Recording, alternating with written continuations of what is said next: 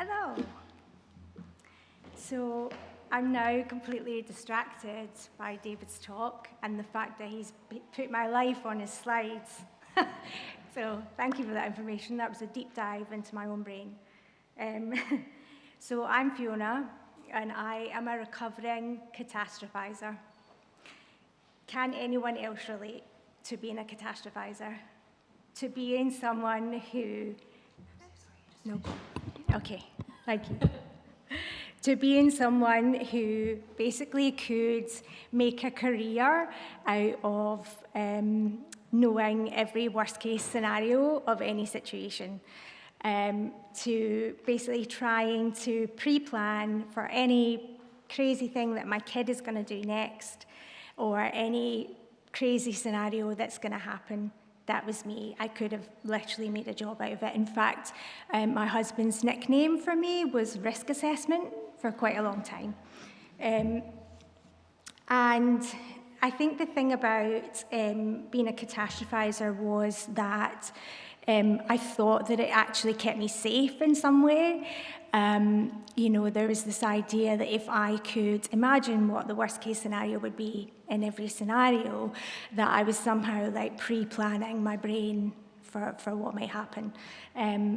But the thing was that your brain kind of lies to you in those situations, because actually it just keeps you stuck. And that was what I found for myself as well for a long time. Sorry.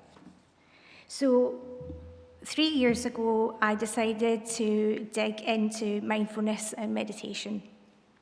I did. I really went hard. I fell deep into mindfulness and meditation.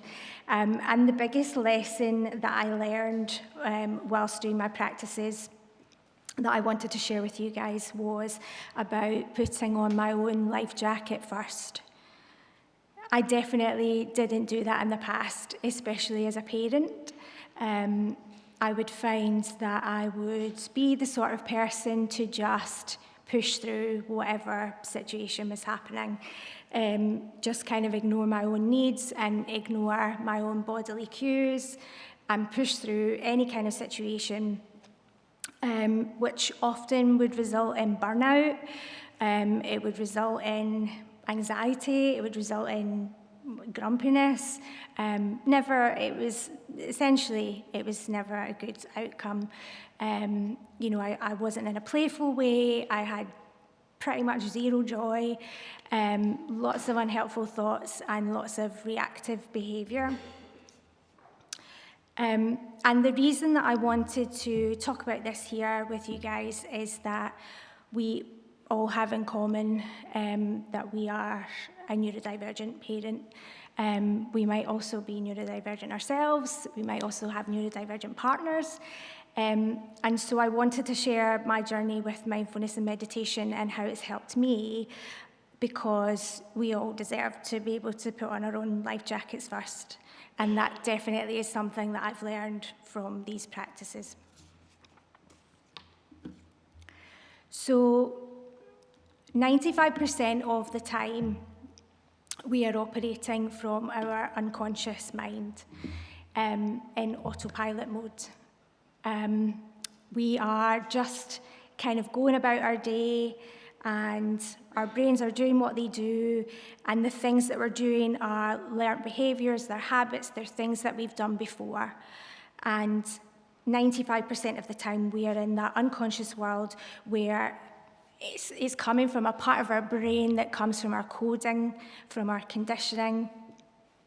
And a lot of that coding and conditioning happens when we're really young, between the ages of 0 and 7 years. So we didn't even put it in there. We didn't ask for it. But a lot of those behaviours are in there, and we kind of keep replaying them. And, obviously the autopilot part of our brain has its uses. But it also can keep us repeating patterns and behaviours that we don't necessarily want to be doing, reacting in ways that we don't want to react, and especially in our daily lives with our kids and things like that. It can just generally keep us stuck. So my autopilot mode is definitely hypervigilance. If I let my brain just do what it wants to do, it's always going to be trying to be one step ahead of my autistic son, anticipating what he might have trouble with next so I can kind of almost head it off, or what crazy thing he's going to do next so that I can head it off. But the problem with that is that it just was keeping me in this really high stress, high cortisol frame of mind, and in my body as well.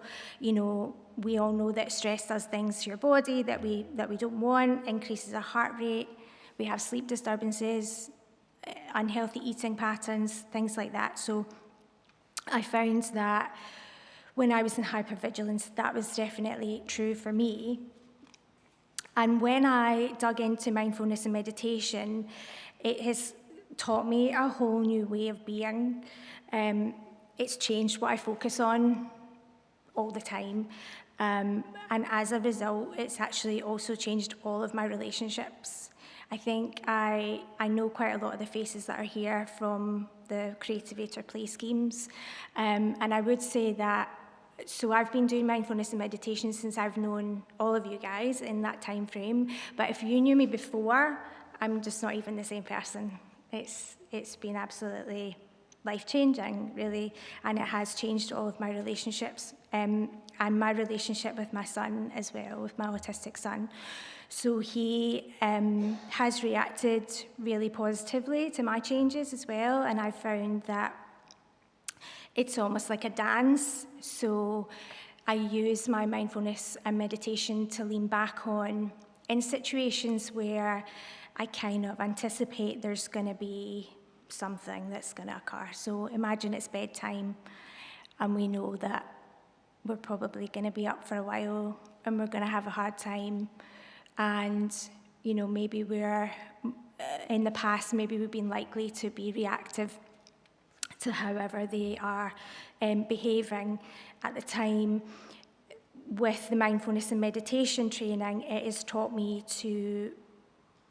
brain to make a different choice and behave in a different way, and he has no option but to change his steps as well, because it is like a dance. And if I change my steps, he will definitely change his as well. So I now do regular meditation practice, which is an actual sitting practice, but mindfulness for me looks like something that I do in tiny little micro moments of my day. So I do little 20-second mind and body check-ins throughout the day, and literally just pull myself back into my own body. It has a really calming effect on not just me, but anyone that's around me. And I've got lots of other little tips and tricks as well as to kind of how to just pull those little moments into your day. My brain now functions completely differently to what it did before I introduced these practices, and I have improved mood. I'm more in tune with my body, what my body needs. If I'm looking after my son through the day, you know, I'm less likely to ignore my own hunger, thirst, whatever it is, whereas before I would just have pushed through. It definitely pulls you more into taking care of yourself a bit more. And with that also comes things like more joy, more play. And there are also lots of medical studies now as well, which can show you the medical benefits of mindfulness and meditation, including things like increased immunity against certain viruses, and just general kind of physical well-being. So, like I say, I wanted to share this with you guys today because I know that you're in a similar situation to myself, and everybody deserves to, you know, have good mental health and be able to look after themselves for you guys and for your families as well. So thank you for listening. I'm Fiona, the mindfulness and meditation practitioner. Thanks.